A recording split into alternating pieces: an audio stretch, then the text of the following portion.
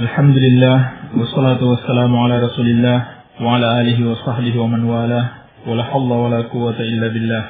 InsyaAllah ta'ala saya akan melanjutkan kajian kitab Ad-Durarul Bahiyah fil Masailil Fiqhiyah karya Al-Imamul Allamah Muhammad bin Ali Asy-Syaukani rahimahullahu ta'ala. Kita masih pada sampai di mana kita? Babul Ghusl. Babul Ghusl terdiri dari 3 pasal. Pasal yang pertama, hal-hal yang mewajibkan mandi, atau dengan kata lain, mandi-mandi yang diwajibkan. Yang kedua tentang tata cara mandi. Yang ketiga tentang al-ghusl al-masnunah atau mustahabbah, mandi-mandi yang disunnahkan. Ini pasal yang ketiga yang akan kita pelajari pada malam hari ini insyaallah taala. Qala al-muallif rahimahullahu taala faslun.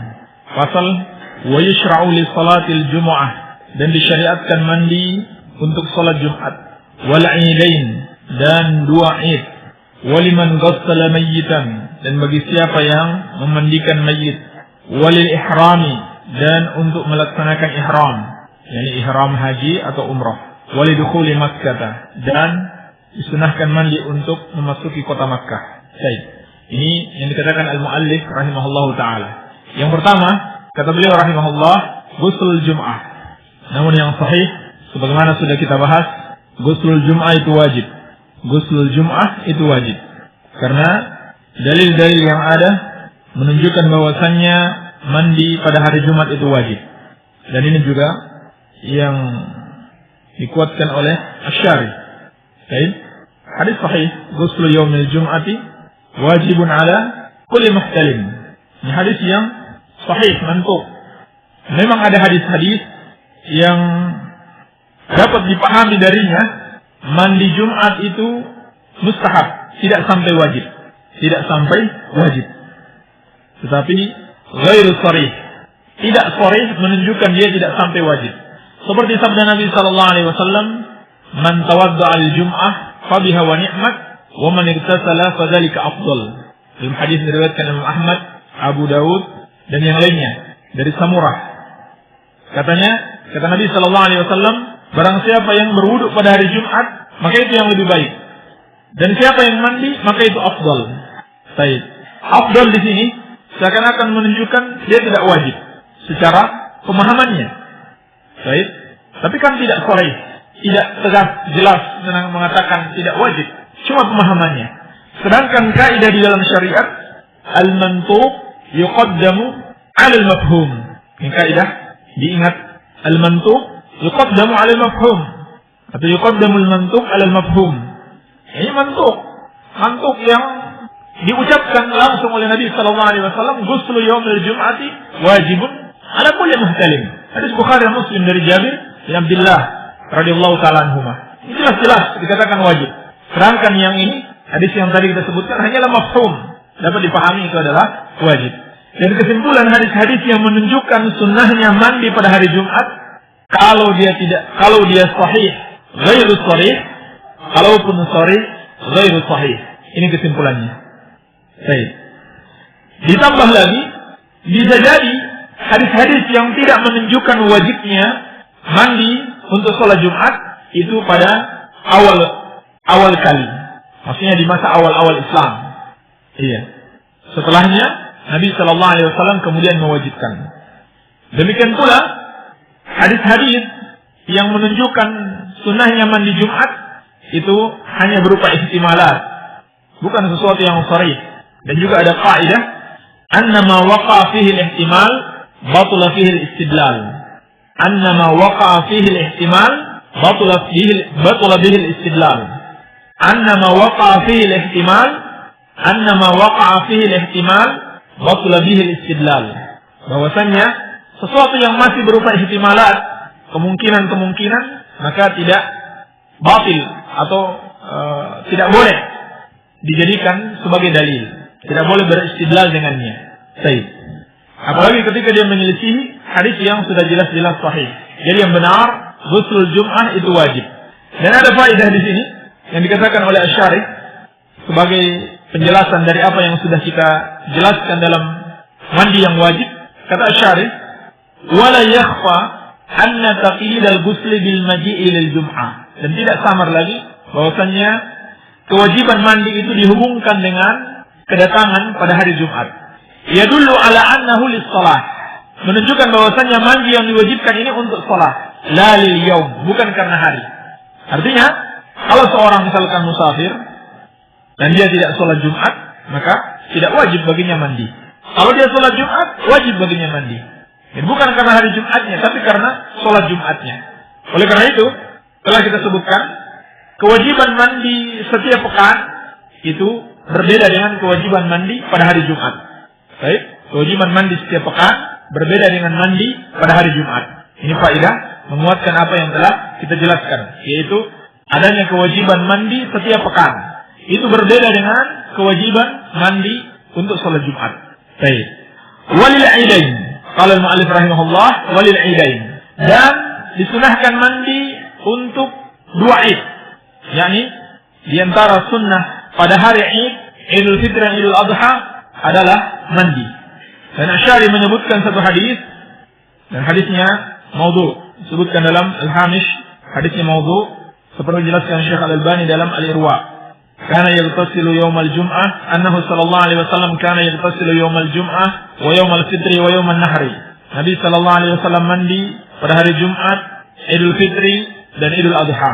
Hadisnya maudhu. Tidak ada hadis yang sahih sampai kepada Rasulullah sallallahu alaihi wasallam tentang sunnahnya mandi pada dua Id, kecuali satu asar dari Ali bin Abi Thalib radhiyallahu ta'ala anhu, diriwayatkan oleh Al-Imam Al-Baihaqi dan disahihkan oleh Syekh Al-Albani dalam Al-Irwa. Dikatakan, sa'ala rajulun 'aliyan 'anil ghusl. Seseorang bertanya kepada Ali radhiyallahu ta'ala anhu tentang mandi. Qala ightasil kulla yawmin in syi'ta. Kata Ali bin Abi Thalib radhiyallahu anhu, mandi setiap hari kalau kamu mau. Fa qala la, al-ghusl alladhi huwa al-ghusl. Dia berkata, bukan itu yang aku maksudkan, tetapi yang aku maksudkan mandi yang disyariatkan. Qala yaumul jum'ah wa yaum Arafah wa yaum nahri wa yaumul fitri. Maka kata Ali bin Abi Thalib radhiyallahu anhu ada 4. Yang pertama, mandi pada hari Jumat, yakni berhubungan dengan salat Jumat. Mandi pada hari Arafah, namanya khusus bagi yang melaksanakan haji. Mandi pada hari Nahar, Idul Adha, dan mandi pada Idul Fitri. Berdasarkan asar ini, sebagian ulama seperti Syekh Al-Albani rahimahullah ta'ala mengatakan mandi Aidain itu sunnah. Tapi tidak ada hadis yang sahih sampai kepada Rasulullah sallallahu alaihi wasallam. Demikian pula Syekh Al-Albani menyebutkan di dalam Al-Irwa satu riwayat dari Al-Faryabi. Katanya, berkata Sayyid bin Musayyib rahimahullah ta'ala, seorang dari kibar tabi'in, sunnatul fitri salasun. Sunnah pada Idul Fitri ada 3. Al-mashyu ila shalah, berjalan menuju salat, wal aklu qabla al-khuruj, makan sebelum keluar, wal irtisal, dan mandi. Ini juga asar yang menguatkan bahwasannya mandi Aidain itu sunnah. Baik. Qala al-mu'allif rahimahullah, wa liman ghassala mayyitan. Dan disunahkan mandi bagi siapa yang memandikan mayit. Bagi siapa yang memandikan mayit. Ini berdasarkan hadis Abi Hurairah radhiyallahu anhu marfu'an, man ghassala mayyitan falyaghtasil wa man hamalahu falyatawadda. Barang siapa yang memandikan mayit hendaklah dia mandi, dan barang siapa yang membawanya hendaklah dia berwudu. Hadis diriwayatkan oleh Ahmad dan Ahlus Sunan. Dan hadis disahihkan oleh Syekh Al-Albani di dalam Ahkamul Janaiz, juga dalam Al-Irwa. Baik, dan beliau di sini Asy-Syarih mengatakan hadis waqaf wa illa bil waqaf, yakni sampai kepada Abu Hurairah radhiyallahu anhu saja katanya, tidak sampai kepada Rasulullah sallallahu alaihi wasallam. Baik. Walaupun hadisnya tidak sahih, ada riwayat yang lain, yaitu sabda Nabi sallallahu alaihi wasallam disebutkan juga oleh Syarih, inna mayyitakum yamutu tahiran fahasbukum an taghsilu aydiyakum. Maka cukup bagi kalian untuk mencuci tangan-tangan kalian. Afwan, ini hadis maksudnya, kalau hadis yang pertama sahih, tidak menunjukkan kewajiban. Tidak menunjukkan kewajiban kalau hadisnya sahih, tetapi sunnah. Sebab kalau dilihat dari konteks hadis, Nabi sallallahu alaihi wasallam merintahkan, man ghassala mayyitan falyaghtasil. Barang siapa yang memandikan mayit hendaklah dia mandi. Ini perintah. Tapi hadis ini, sesungguhnya mayit kalian mati dalam keadaan suci. maka cukup bagi kalian untuk mencuci tangan-tangan kalian. Maka hadis ini menunjukkan bahwa tidak wajib mandi tetapi sunnah.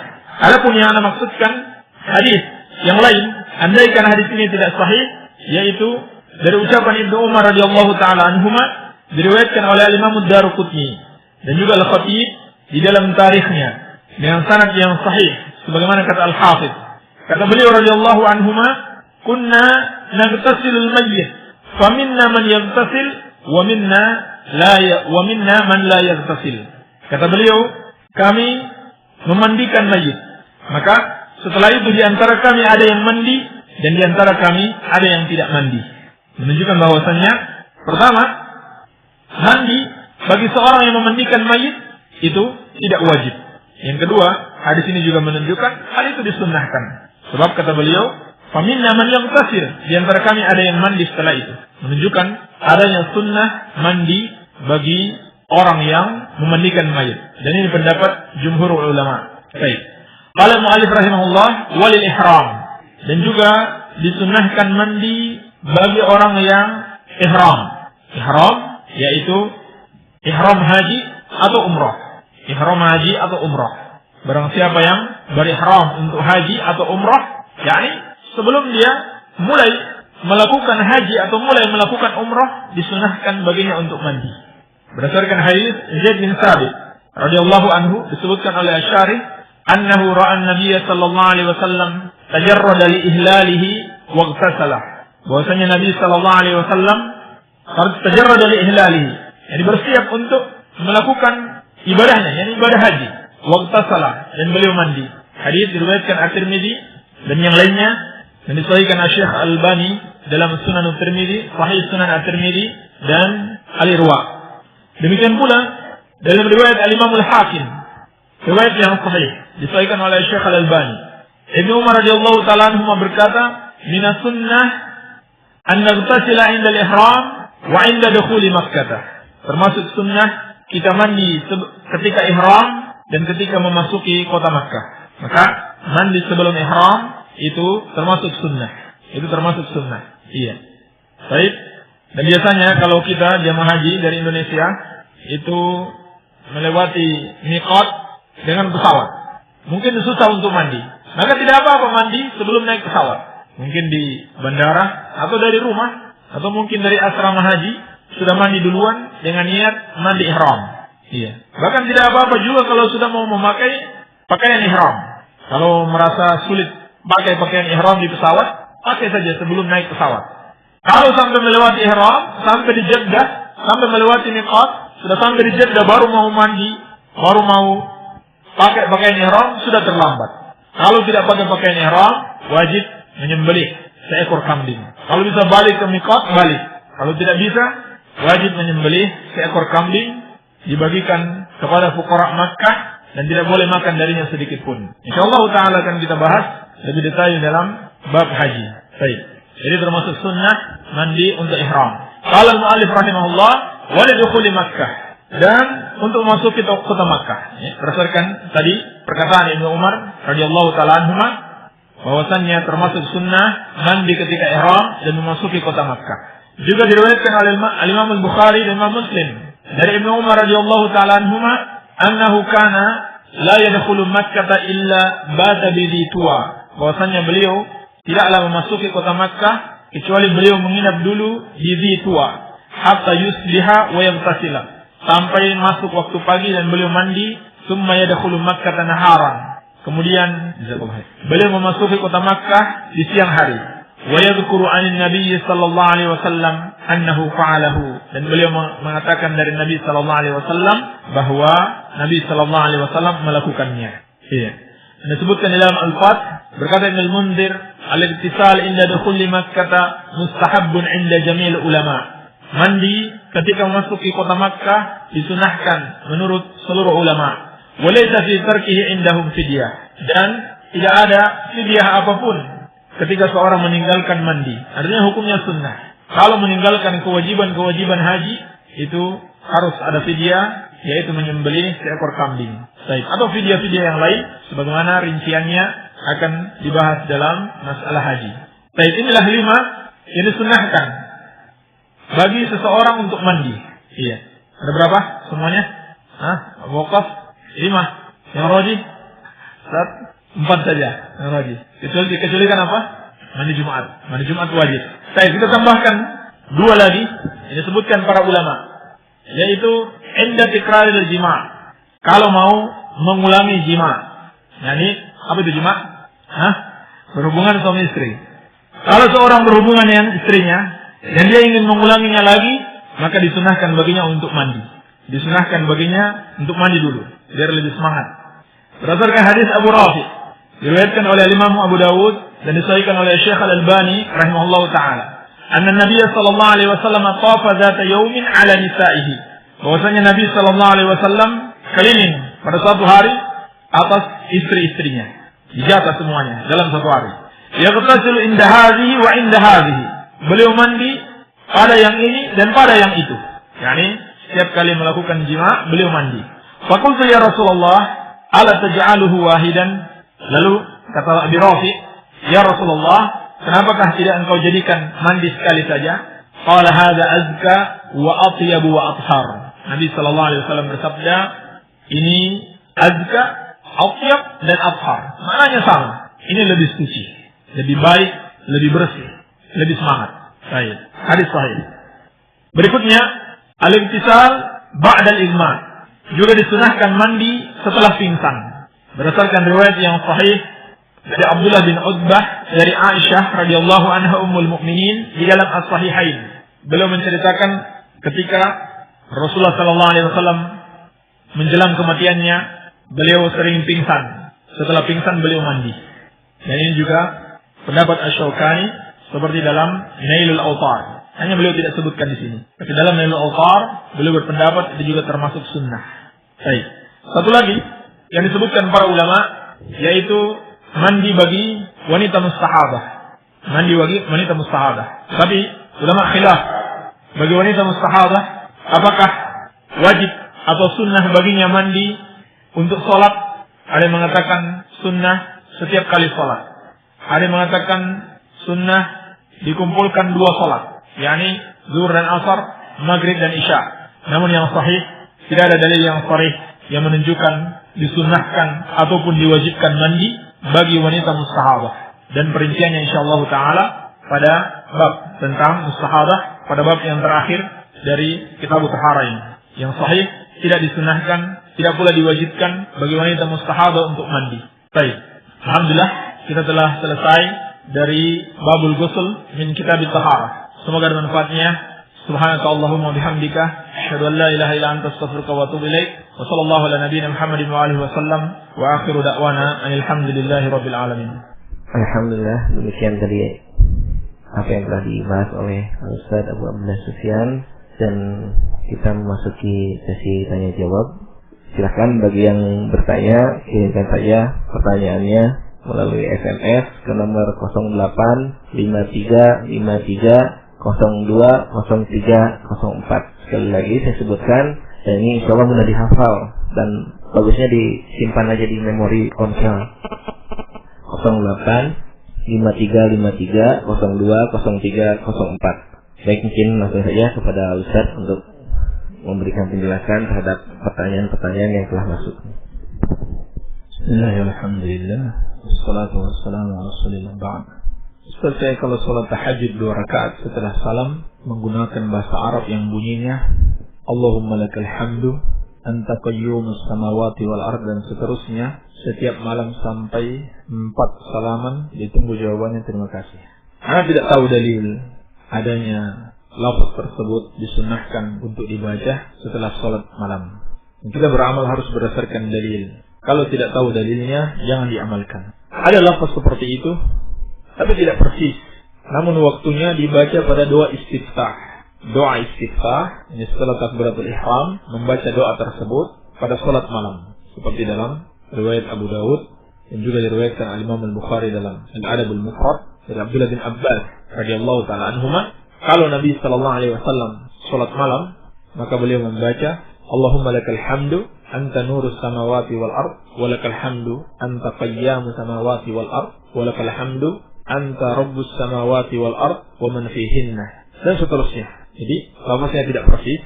Kalau yang ditanyakan, Allahumma lakal hamdu anta qayyumus samawati wal ard. Tapi yang dibaca Nabi sallallahu alaihi wasallam, Allahumma lakal hamdu anta nurus samawati wal ard wa lakal hamdu anta qayyamus samawati wal ard. Dan itu pun dibaca bukan setelah salat, tetapi dibaca pada doa istiftah.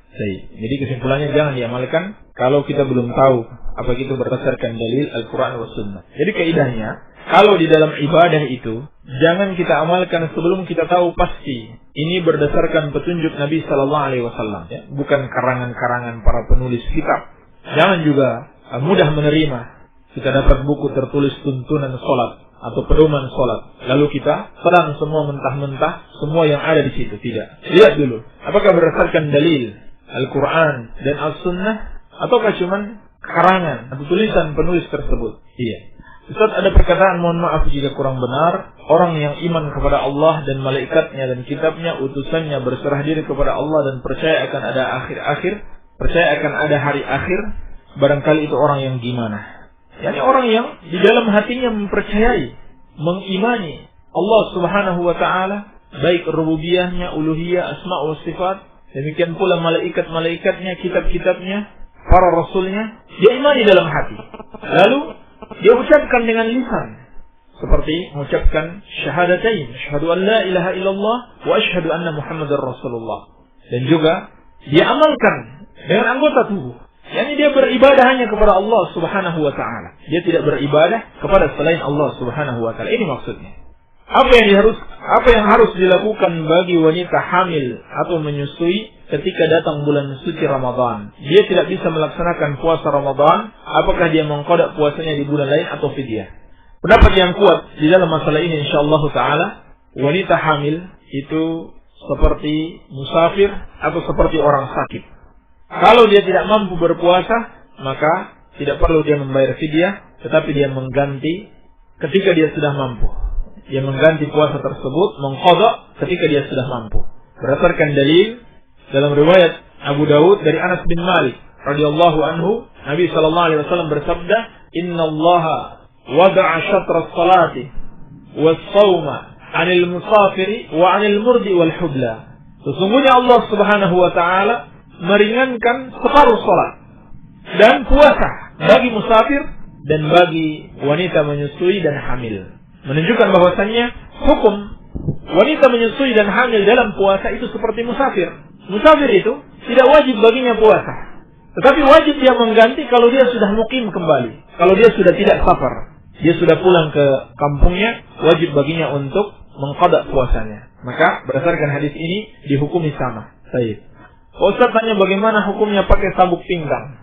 Nah ini kebalikannya. Di dalam masalah duniawi, kalau tidak ada dalil yang melarang, mau pakai baju dalam bentuk apa saja, tidak apa-apa, tidak ada masalah. Kecuali ada dalil yang melarang. Seperti laki-laki dilarang menggunakan pakaian sampai menutupi mata kaki. Demikian pula wanita dilarang membuka auratnya. Tidak masalah insyaallah ta'ala, sepanjang tidak ada larangan dan tidak ada bentuk tasyabbuh, menyerupai orang-orang kafir. Kecuali yang dimaksud di sini ikat sabuk pinggang untuk kesaktian, maka ini termasuk kesyirikan. Kalau yang dimaksudkan untuk jimat supaya kebal, maka ini kesyirikan kepada Allah Subhanahu wa taala. Ketika mau sujud mendahulukan tangan atau lutut. Dalam riwayat Abu Dawud, Nabi sallallahu alaihi wasallam bersabda, "Idza sajada ahadukum fala yabruk kama yabrukal ba'ir wal yada' yadayhi qabla rukbatayhi." Nabi sallallahu alaihi wasallam mengatakan, apabila seorang dari kalian sujud, maka janganlah dia menderum seperti derumnya unta, tetapi hendaklah dia letakkan tangannya dulu sebelum dua lututnya. Ini jelas hadisnya disahihkan oleh Syekh Al-Albani rahimahullahu taala. Ketika sujud merenggangkan jari atau tidak? Ketika sujud itu hendaklah jari-jari tidak direnggangkan. Jari-jari tidak direnggangkan berdasarkan hadis Al-Baihaqi yang sanad yang sahih, wa kana ya'tamidu ala kaffayhi wa yabsutuhuma wa yadummu asabi'ahuma wa yuwajjihuha qibla al-qiblah. Diceritakan tentang cara sujud Nabi sallallahu alaihi wasallam. Beliau bertekan pada dua tangannya, beliau melebarkan dua tangannya dan mengumpul jari jemarinya. Artinya tidak direnggangkan, dan beliau menghadapkannya ke arah kiblat. Dan sebagai tambahan, posisinya kana yaj'aluhuma hadwa mankibaih. Nabi sallallahu alaihi wasallam memposisikan dua tangannya ini selaras dengan dua bahunya. Wa ahyanan hadwa uzunaih, atau kadang-kadang selaras dengan dua telinganya. Jadi tidak direnggangkan tapi dikumpulkan. Baik. Ustaz, di kompleks saya orang pria dan wanita pergi ziarah ke Wali 9. Apa sih manfaatnya dan barokahnya? Ustaz, mohon dijawab, terima kasih. Ziarah sampai melakukan safar seperti itu tidak disyariatkan di dalam Islam. Itu termasuk bid'ah. Ya. Tidak ada berkahnya kalau menyelisihi tuntunan Rasulullah sallallahu alaihi wasallam. Dan Nabi sallallahu alaihi wasallam telah melarang semua bentuk ziarah, semua bentuk perjalanan yang dimaksudkan untuk ibadah kecuali ketiga masjid. Sebagaimana dalam As-Sahihain dari Abu Hurairah radhiyallahu anhu, Nabi sallallahu alaihi wasallam bersabda, "La tushaddur rihal." Dalam riwayat, "La tashuddur rihal illa ila salasati masajid." Tidak boleh melakukan safar kecuali ketiga masjid. Masjidil Hadza wa Masjidil Haram wa Masjidil Aqsa. Masjidku ini, kata Nabi sallallahu alaihi wasallam, yaitu Masjid Nabawi yang ada di kota Madinah, dan Masjidil Haram yang ada di Makkah, dan Masjidil Aqsa yang ada di Filistin. Iya. Jadi tidak boleh melakukan safar dengan maksud melakukan ibadah kecuali ketiga masjid tersebut. Siapa yang melakukannya ke tempat lainnya, termasuk ziarah kubur, sampai melakukan safar, maka itu termasuk bid'ah dan menentang larangan Nabi sallallahu alaihi wasallam. Ziarah bukan tidak dibolehkan. Dibolehkan, tapi dengan syarat tidak sampai melakukan safar. Ini termasuk kesalahan kalau kita dari Indonesia mau pergi ke Madinah dengan niat mau ziarah kuburan Nabi sallallahu alaihi wasallam. Itu salah.